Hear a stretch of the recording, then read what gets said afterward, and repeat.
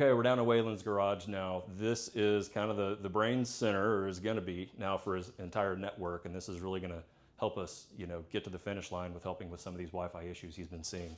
So this structured wiring panel is very typical. It may look a little bit different. A lot of times they're in a closet or in a utility room or something like that. Garage is a great place for it too.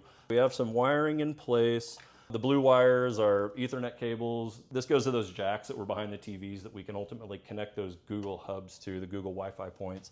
The black cables, these are used less and less now. Coaxial cable, right? This is for an antenna or a cable box, but now with streaming, really these Ethernet cables are gonna be more important than anything else. We typically wire our homes with Cat 6 now, or Cat 6A for bandwidth requirements, with video streaming, audio streaming, just it opens up that pipe a little bit more. It can handle more streams at once simultaneously. So what we're looking at here is kind of exactly what I thought it was. We can come in and kind of repurpose a lot of these blue wires. And look, there's actually a few more. There's like 5 of them here. We saw, I think, 2 locations in the house. So that means there's some Ethernet jacks, maybe in some other bedrooms and things like that we haven't found yet. If there's gaps in Wi-Fi coverage, we can utilize some of those hardwired plates, maybe to add another access point to, or if they have an Apple TV in that room, we can connect the Apple TV and get that hardwired in, kind of ultimately making that connection better.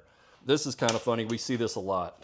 It actually takes more time for the internet service provider to come in here, splice this wire to this wire, and put that modem where it doesn't need to go than it would be just to do it right, and to put it here and give you a nice structured, centralized place for everything to start from. Again, we see it all the time. Generally a simple fix for the most part. It takes relocating a few things. One thing is we move that main Google router from the family room and bring it down in here to the garage. Now that's going to act as the centralized brain for the network. We'll add a network switch, a little 5-port network switch in here. That means we'll have a hardwired connection to each of those bedrooms where we're going to plug in the wireless access points. But what that does now is it leaves us with a gap in the family room. There's not going to be a Google Mesh hub there. So we're going to add one more.